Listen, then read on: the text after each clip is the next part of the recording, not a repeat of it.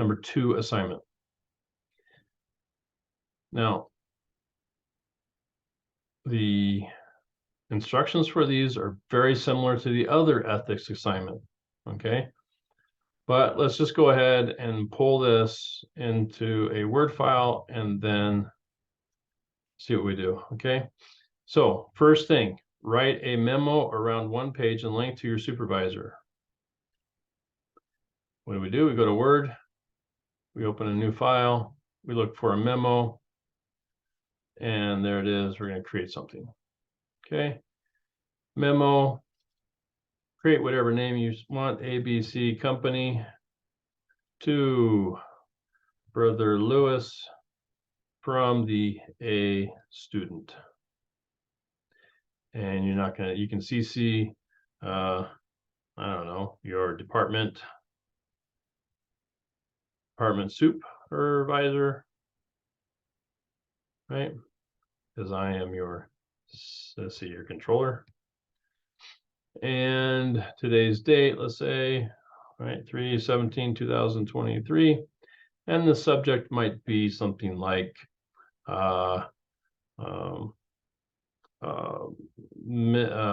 incorrect, let's see, correct recording of ordinary repair expense. Okay, something like that.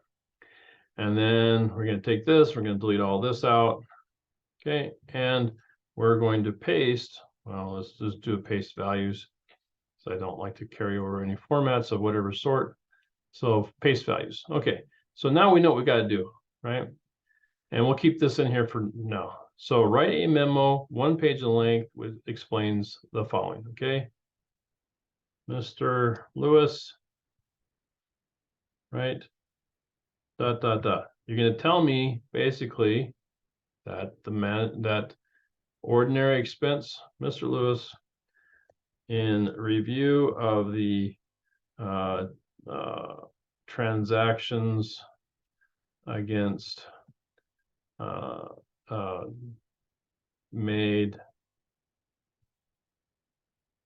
regarding the recent repairs to equipment, let's call it, okay? ... You can tell me what went wrong, and then you can say the impact to the financials is ... Okay, very simple. The effect of this error, right? I got that, so we can take that away. The problem that might result, okay, definitely already got that. Okay, and we got this, the importance of fixing the error.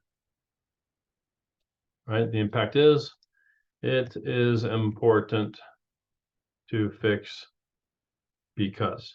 Okay, now we already got this part, right? First 2 sentences done. What is the problem? Now what should have happened? This should have been recorded. This should have been recorded as a ... right? Is it debit or credit, whatever. And then what you want to do, so that it's very clear and no mistake on what I've just read, you want to put a journal entry in here. It's going to be simple to do that. So you put your table, let's say you got your account, let's say a date, account, debit, credit, that's the title, plus 1, 2, let's call it 3 because you want to comment in there. And actually on this first one, you want 4, 5. Okay, so it's kind of a 5 thing. So you have your date, date, account, your debit, and your credit. Okay, we're going to put these as a little centered because, you know, I got to make this professional looking, and you're going to make these a little smaller so that you can fit whatever. Oops, didn't want to do that. Well, why is it doing that? Control Z. I want the whole thing. Oh, because it. Okay, so we're going to move that. Let's call it right to about there. And then let's move this one over as well. Come on, pick it up. there, pick it up right there.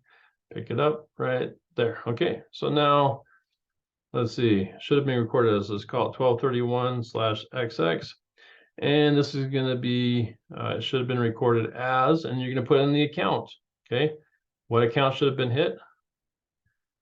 See, debit account, and your maybe another debit account. I'm giving you a hint here. And then maybe your credit account, right, with the values.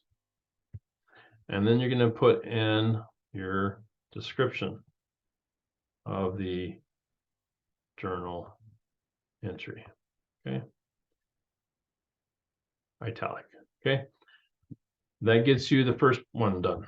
Now the second one is how to adjust, right? Same thing. So the adjustment for this should be as follows, let's say. Okay, and then you can take this, you can copy it, you can paste. My guess is you're only going to need a debit and a credit, just a guess. Delete rows. Okay, so you just need that. And then in the future, these should, in the future, this repair, let's call it the extraordinary repair, has an impact to the depreciation expense as follows, right? And then detail your calcs, ... And lastly, show me a journal entry. So I want to know that you know how to make this work. So once again, you're going to debit account, you're going to credit account, you're going to have a description. And finally, you can just take this out. Please review and approve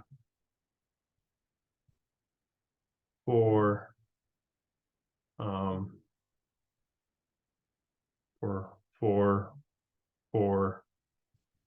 correcting the error and making provisions for future entries. Okay, something like that. And you put in you would make sure you check your grammar and your spelling, and this would be sincerely a student. Okay, now beyond that, once you're done, then you can take this out, right? And I'm going to give you just a little hint on this. So I'm going to take this out. This is the format of your what is it? Your memo to me. It'll be super quick and simple. You might have a few more, sentences to go on each of these, but it should fit within a page. Now on the calculations, just FYI.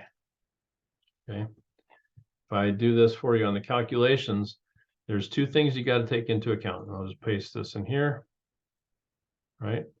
That didn't really work. Let's make it fit in here. There we go. Okay.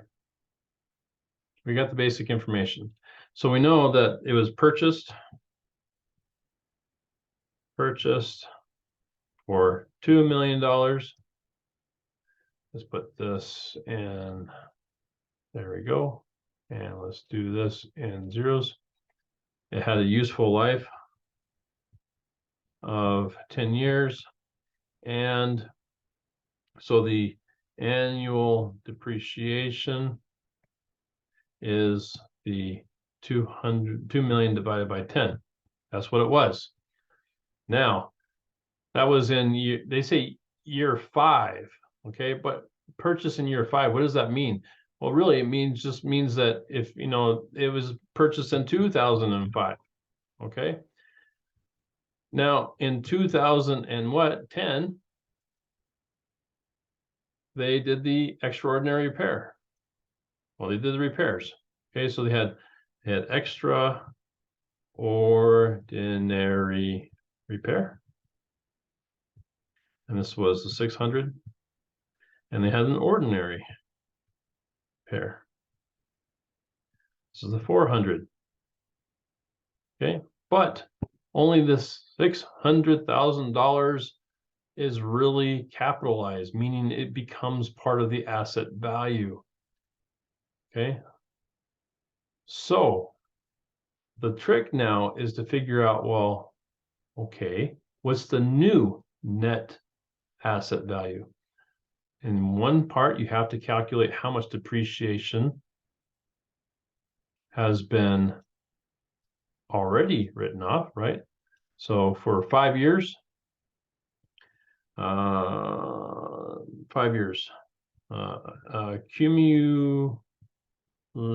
cumulated depreciation. Okay, so this is 5 years.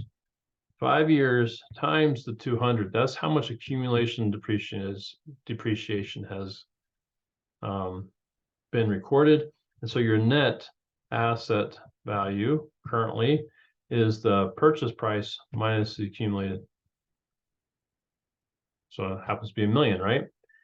And then you have to do your revised asset net asset value, and you have to come up with your revised depreciation.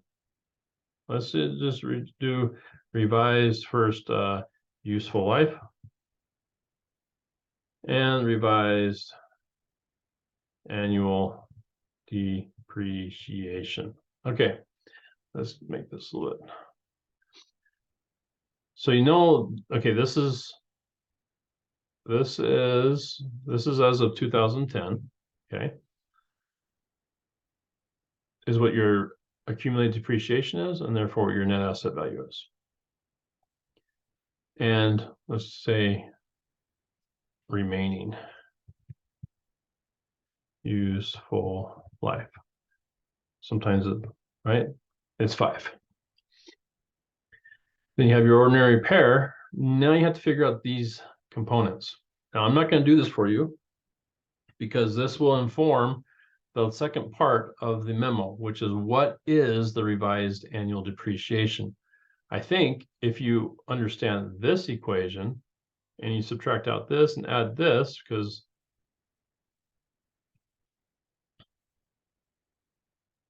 added useful life is 5 years, right? It says, it doesn't say it in this one, but it says it adds 5 years. So you depreciated for 5 years, you add back 5 years, i.e. you have 10 years remaining.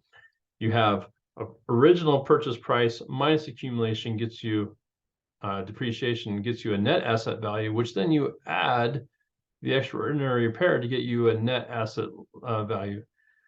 So then you take the net asset value, revised net asset value, divided by the revised useful life gets you the revised annual depreciation.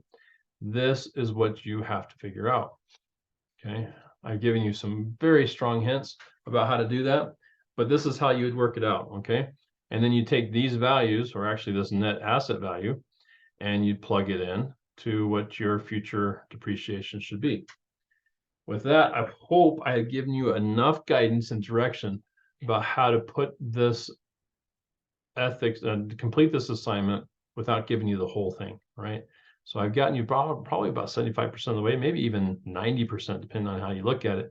So you just have to take it just that last little bit and you'll get a full A on it. Okay, 100%. Let me know if you have any questions. Take care. Bye.